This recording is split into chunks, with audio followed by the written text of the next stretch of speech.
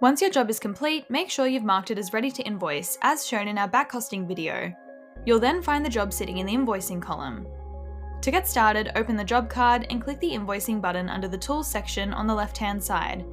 In this video, we'll walk through how to invoice for all job types, starting with quotes and estimates. Click Create Invoice from Quote or Estimate. You'll see three options. Percentage of quote, great for deposits or progress payments. Remainder of quote, typically used for the final invoice after progress payments. And finally, quote sections. This lets you pull in specific sections of the original quote.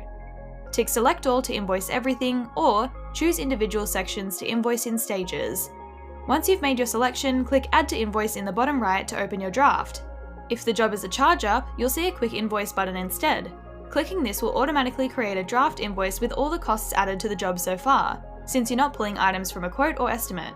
From here, the process is the same for all job types. You can adjust line items, add new ones, and customize the layout.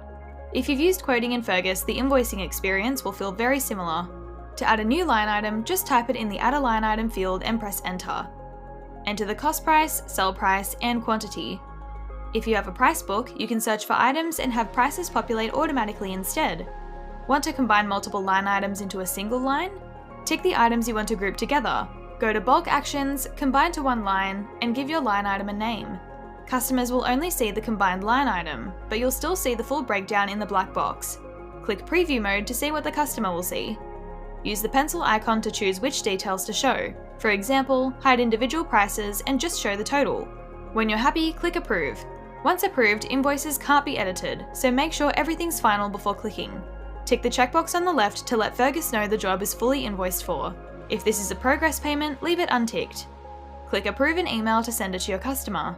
If you've connected your accounting software, Fergus will automatically sync the invoice across. You can reconcile payments in the accounting software, and Fergus will update when the invoice is marked as paid. After sending, the invoice will sit in the Payments column. Green means it's within payment terms, and red means it's overdue. And that's it! You've successfully created and sent your invoice in Fergus.